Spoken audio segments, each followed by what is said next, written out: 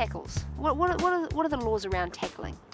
Well, I suppose we should start and talk about what is a tackle. And a tackle is when a player has the ball, he can be brought to the ground by a member of the opposition who must tackle him. He must keep his tackles below the shoulders. And so anything above the shoulder height is deemed a head-high tackle and is deemed foul play and will be penalised. So once they're brought to the ground, you have a tackler and a tackle player. And there's laws which they are dictated to by. For example, they have to do certain things immediately. The player that's been tackled, he must release the ball, he must roll away. The player that was the tackler, he must release the tackled player and get straight to his feet. As far as other players that join the tackle go, they must enter the tackle from the hindmost foot of the player of their side. And if they don't do that, they're liable to penalty. And we say liable to penalty because it may be you play advantage from that situation. Here, the All Black number 2 is tackled and the Australian number 4 blatantly enters the tackle area from the wrong side. This close to the goal line, he's lucky he wasn't called for a deliberate infringement and given a yellow card. As soon as a player is on the ground, they must release the ball. And anyone arriving at the tackle from behind can grab it, but they must be on their feet.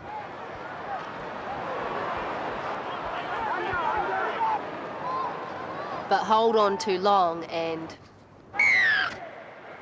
Holding on. The whole idea is to make the ball available immediately so that play can continue.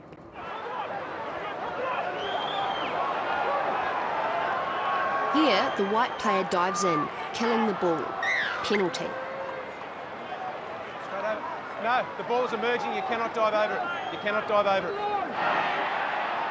Here, the All Black player dives on top of the player with the ball. He must stay on his feet. Penalty.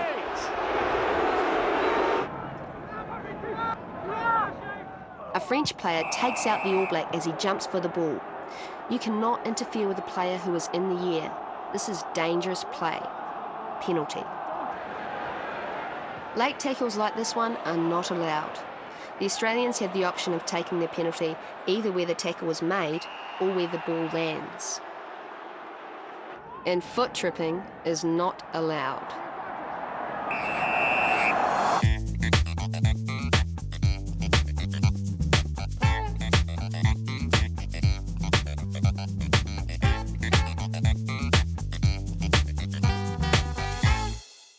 Okay, so I have here with me someone who almost everyone in the rugby world looks up to, literally. He's a very tall man, former All Black, Ian Jones. Hey, thanks. G'day. Lucky we're sitting down. Yeah, I know. I feel like I can sort of match you here. Okay. So, tackling, the basics of tackling.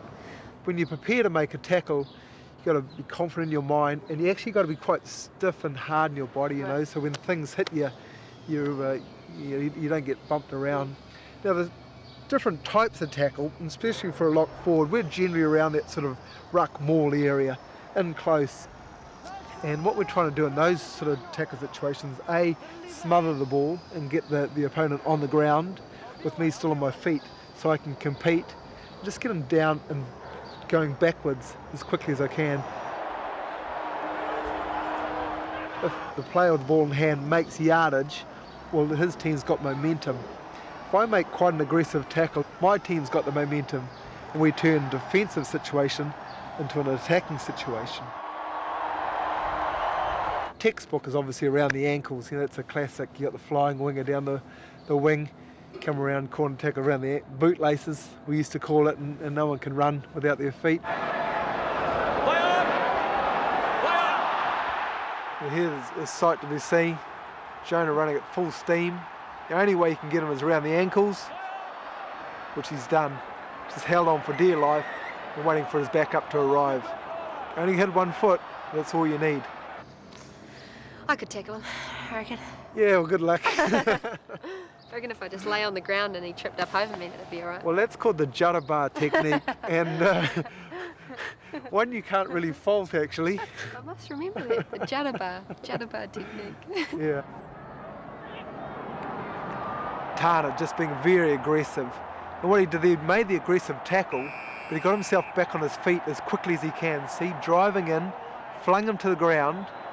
Number 11. Stop. He's on his feet. Person with the ball must let it go. Tana has all rights. Result in a turnover.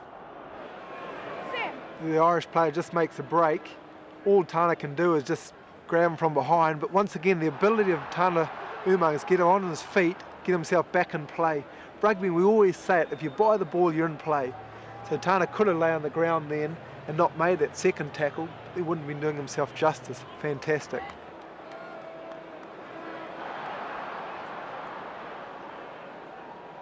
Now this one here, we just see a spot tackle. Jonah knew the Australian player was going to pass to his teammate. He doesn't hear the big thundering footsteps of Jonah Lomu coming up there. And is absolutely smothered, forced the turnover. Fantastic work.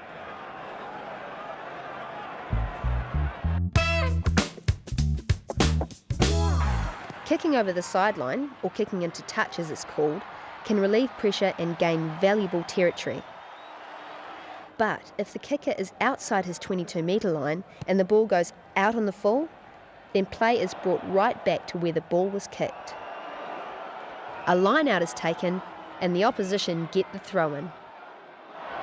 If the ball bounces before going out or is kicked from within the kicker's 22-metre line, the line out will be taken where the ball goes out.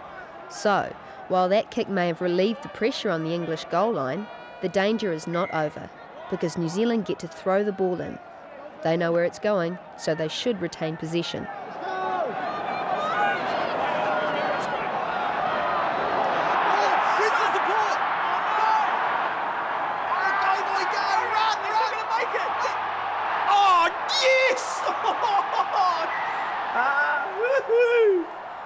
He's psychic. Accurate kicking makes the difference between a great kick and a lousy one. Here's fullback Jeff Wilson with the boot.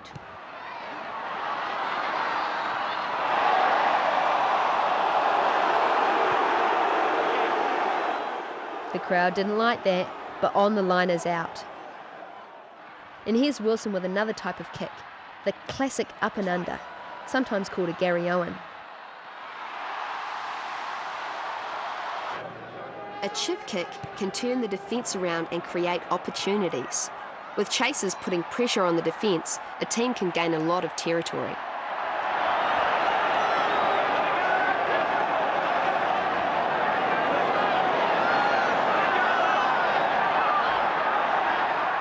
Clever kicking can make all the difference to the end result.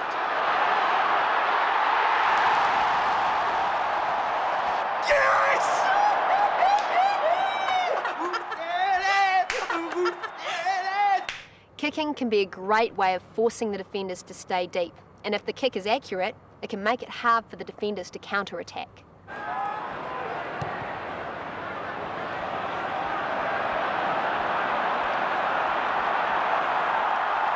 Inch perfect from the Irish halfback leaves Jonah no way of keeping it in. Line out. Here, number 8 Ron Cribb uses a grubber kick and the bounce of the ball for fullback Christian Cullen to finish off. Defending under the high ball takes focus, something the Aussies are really good at. Here's Matt Burke showing how it's done.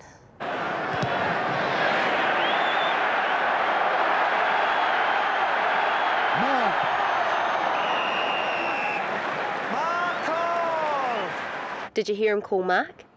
Who's Mark? No. In your own 22-metre area, you can call Mark for a fair catch. Then you win a free kick.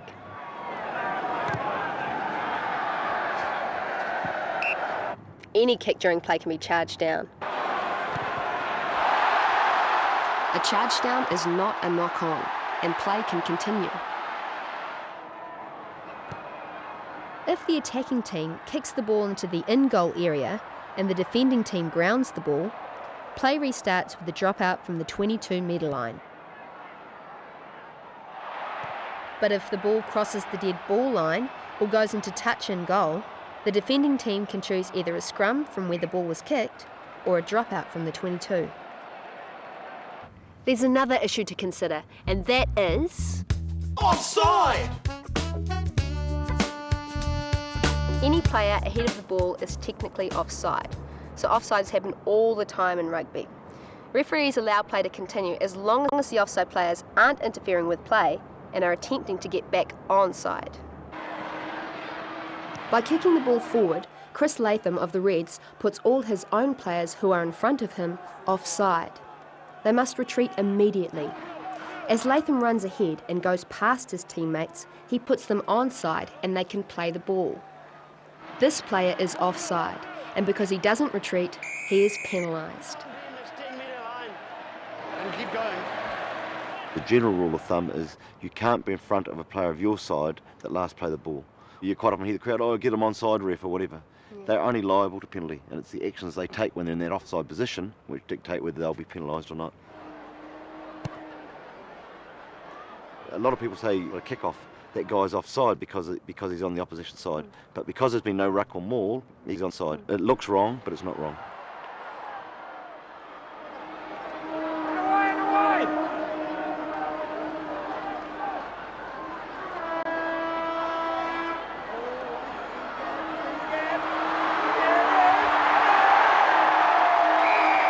Another example is when the ball's charged down.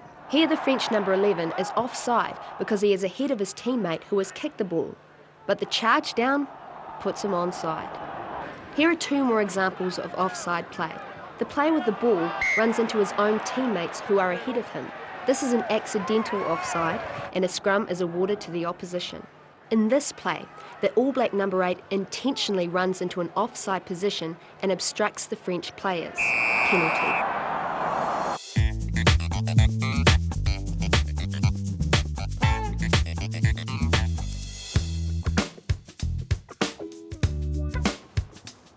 Here, at the halfway line, play begins and restarts after each score with a drop kick.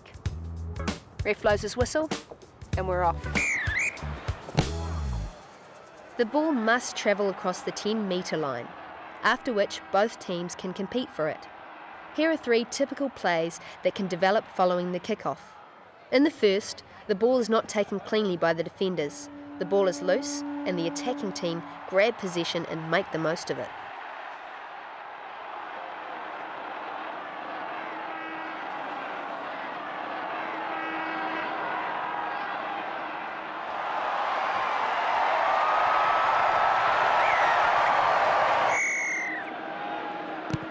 Here, big lock forward Chris Jack takes the ball cleanly and decides to go to ground to set up a ruck. He then lays the ball off for halfback Justin Marshall to pick up and counter-attack. This next move is similar to a ruck, but this time the ball stays in hand. It doesn't go to ground. The team bind around the player with the ball, forming what's called a maul.